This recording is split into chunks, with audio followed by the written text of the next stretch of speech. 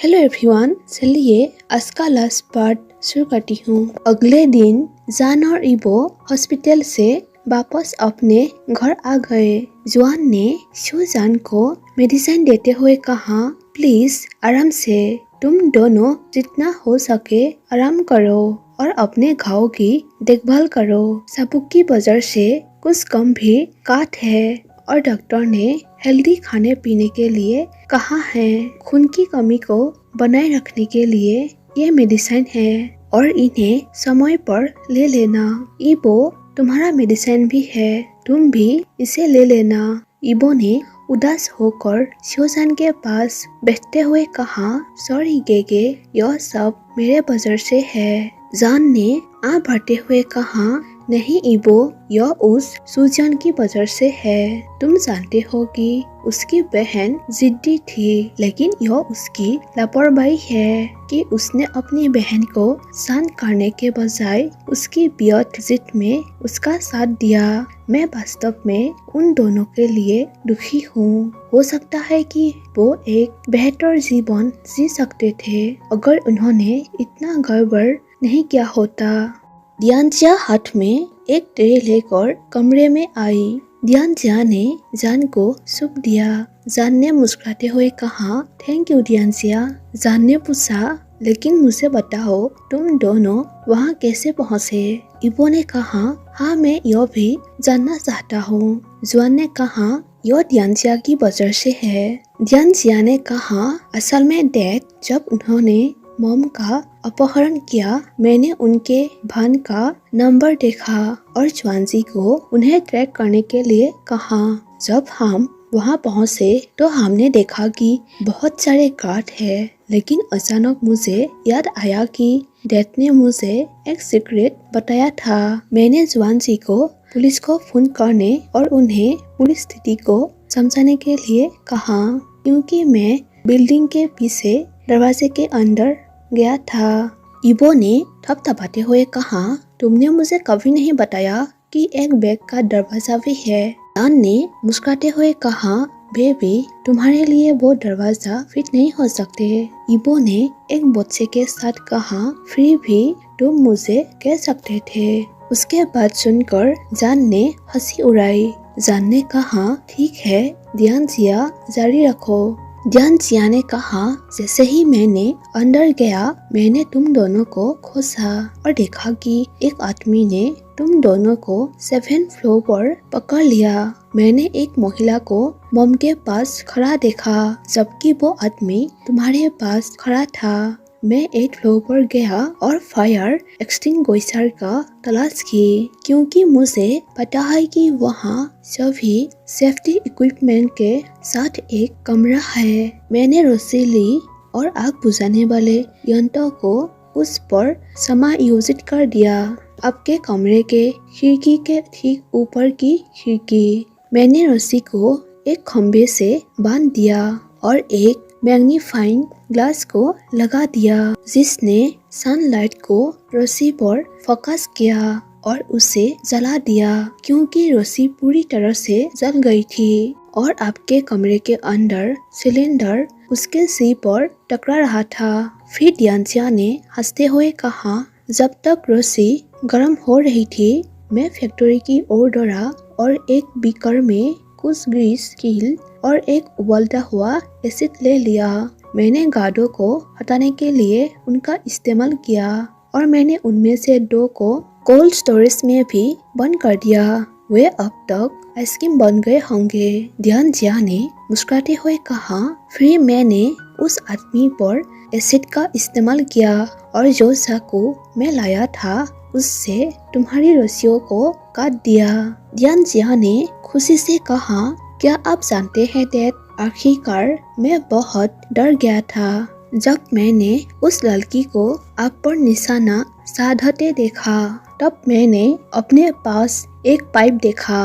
मैंने उसे उठाया और एक उसके अंदर सुई लगाई और उसे अपनी पूरी ताकत से उड़ा दिया। अपना निशाना सूख गई। इबो ने पूछा, तुम ये सब कहाँ से सीखा? ध्यानजिया ने कहा, गांव में सीखा। सूरों और जानवरों को पकड़ने के लिए इन चालों और तरीकों का उपयोग करते हैं। जान ने हंसते हुए कहा, मुझे लगता है कि हमें उनसे भी कुछ सीखने की जरूरत है। जुआन ने कहा, ठीक है, तो मैं जा रहा हूँ, तुम दोनों अपना ख्याल रखना। ऐसे कहकर वो चला गया। ध्यान जिया ने कहा, मैं भी जा रहा हूँ। ऐसे कहकर इबो के पास गया। इबो के कानों में फुसफुसाया कि मैं तुम दोनों को परेशान नहीं करूँगा, तुम अपने बेबी के साथ टाइम स्पेंड कर सकते हो। ऐसे कहकर वो हंसते हुए भाग गया। इबो ने शर्मिंदा चेहरे के साथ ध्यान जिया की ओर देखा। जान ने इबो को देखते हुए कहा, क्या हुआ इबो? इबो ने चिल्लाया, वो हर बार मेरा मजाक उड़ाता है। जान ने अपनी बाहों को फैलाते हुए कहा, यहाँ आओ। और इबो ने अपनी चमकती आंखों से उसकी ओर देखा और शोजान के आलिंगन में गिर गया। उसने जान को हल्के से गले लगाया ताकि वो उसे चोट न पहुंचाए। इबो ने कहा, गे, मैं बहुत डर गया था। मैंने सोचा कि मैं तुम्हें खो दूंगा। मैं तुम्हें डट में नहीं देख सकता। जान ने कहा, मैं इबो को जानता हूँ, लेकिन फिर भी ऐसा कुछ दोबारा मत करना। मैं नहीं चाहता कि कोई मेरे बच्चे को छुए। इबो ने कहा, आई लव यू गे। जान ने कहा, आई लव यू टू इबो, और इबो के होठों पर चूंस मारी और वो दोनों एक दूसरे को गले लगाते हुए सो गए। 3 दिन के बाद इबो ने कहा, डॉक्टर ने कहा है कि तुम बहुत तेजी से ठीक हो रहे हो। जान ने हंसते हुए कहा, बिल्कुल, आखिर मेरे पास मेरा बच्चा हर समय मेरे पास होता है। इबो ने कहा, ठीक है, अब यहाँ आराम करो, मैं नहाने जा रहा हूँ। ऐसे कहकर वो बाथरूम में घुस गया। उसने अपने कपड़े खुले और शीशे के बाथरूम में चला गया और शावर चालू कर दिया। गुनगुना पानी इबो के शरीर पर गिर गया, जो गर्दन से होते हुए उसकी छाती और शरीर तक जा रहा था। इबो ने अपने बालों को सहलाया और पानी को अपने चेहरे पर गिरने दिया। उसने अपने शरीर के अंदर एक हल्का कपकपी महसूस कर रहा था।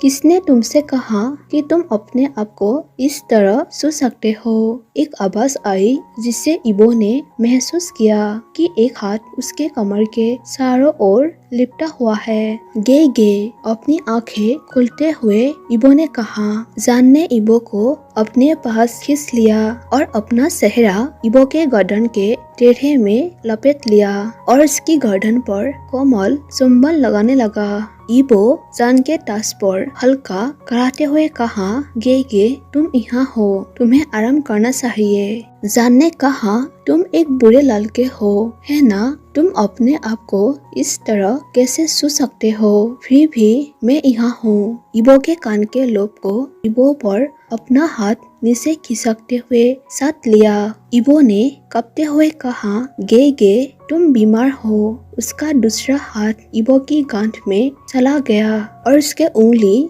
इबो के गालों के बीच फिसलने लगे। जान ने कहा, मेरे पास केवल कुछ घाव है इबो, मैं बीमार नहीं हूँ। जान ने शीशों की दीवार पर इबो को धक्का देते हुए कहा, और मत भूलना, यह तुम पूरी तरह से मेरे हो। ऐसा लगता है तुम्हें कुछ सजा चाहिए। बेबी बॉय, तुम मेरे बिना क्यों खेल रहे थे? इबो ने कहा, मैं तुम्हें परेशान करना नहीं चाहता। सच में? जान ने अपने हाथ से इबो की गांठ पर हाथ फेरते हुए कहा। उसकी गांठ जान की उंगलियों से चिपकी हुई थी। गर्म पानी से नहाने से मदद नहीं मिल रही थी क्योंकि अब इबो गर्म हो रहा था।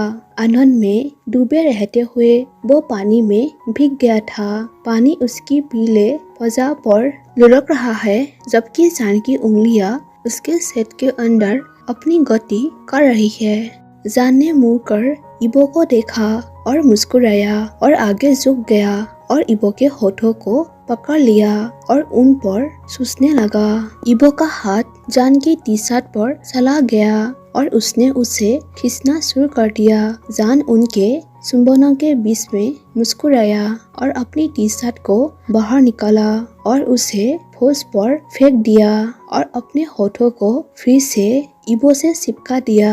जान ने अपनी जीभ को इबो के मुंह के अंदर धकेल दिया और इबो को अपनी जीभ से कसकर पकड़ लिया, जबकि उसने अपनी जीभ से इबो के मुंह को सूंघना शुरू कर दिया, जबकि उसे इबो की जीभ के चारों ओर घुमाया और घुमाया। जब इबो का हाथ जान के बालों को कसकर पकड़ रहा था, उन कोमल होठों ने उसे नीचे कुचलते हुए महसूस किया। दोनों प्रेमी एक दूसरे को जोश से सूंघते हुए शावर में खड़े थे, एक दूसरे को जोर से पकड़ रहे थे और एक दूसरे के आलिंगन में पिघल रहे थे। कोई मिनटों के बाद वो दोनों शावर से भीगे हुए थे, जबकि उनकी जोरदार जुदाई से पसीने के साथ पानी टपक रहा था। जान ने कहा, अगली बार से याद रखना, तुम पूरी तरह से मेरे हो और मैं तुम्हें अपने दम पर ऐसा कुछ करने की अनुमति नहीं दूंगा। ऐसे कहकर जान ने इबो के माथे पर चुमा। इबो ने मुस्कुराते हुए कहा, मुझे पता है मैं तुम्हारा हूँ, बस तुम्हारा, और मैं हमेशा तुम्हारा रहूंगा, भले ही तुम मुझे अपने गुलाम के रूप में प्यार करते हो। जान ने मुस्कुराते हुए कहा, इसकी आवश्यकता नहीं होगी, क्योंकि मैं पहले से ही तुम्हें अपने साथी के रूप में प्यार करता हूँ। इबो ने कहा, आई लव यू गेगे। जान ने कहा, आई लव यू टू इबो। ऐसे कहकर वो इबो को कसकर गले लगा लिया। इबो ने अपने हाथों को जान के गले में लपेट लिया और उसे चुमा। दोनों ने खुद को साफ किया और कुछ मिनटों के बाद शावर से बाहर आ गए। 2 घंटे बाद इबो ने सीख दी। जान ने कहा, इबो फिर से। इबो चिल्लाया, यह सब सिर्फ तुम्हारे वजह से है, तुमने मुझे शावर में क्यों छोड़ा। जबकि ध्यानजिया उनके बीच चल रही मनमुटाव को सुनकर बस हंस रही थी। सो गाइस, आज का ये जो लास्ट पार्ट है यहीं पर खत्म हो जाती है। मुझे आशा है कि आपको मेरी वीडियो पसंद आई होगी। मैं और न्यू फैन फिक्शन शुरुआत करूंगी। मेरी एक्सप्लेन सुनने के लिए थैंक यू। मुझे बहुत खुशी है कि आप लोग मेरी वीडियो देखती है। फिर एक न्यू फैन फिक्स के साथ आप लोगों से जरूर मुलाकात होगी। Bye bye.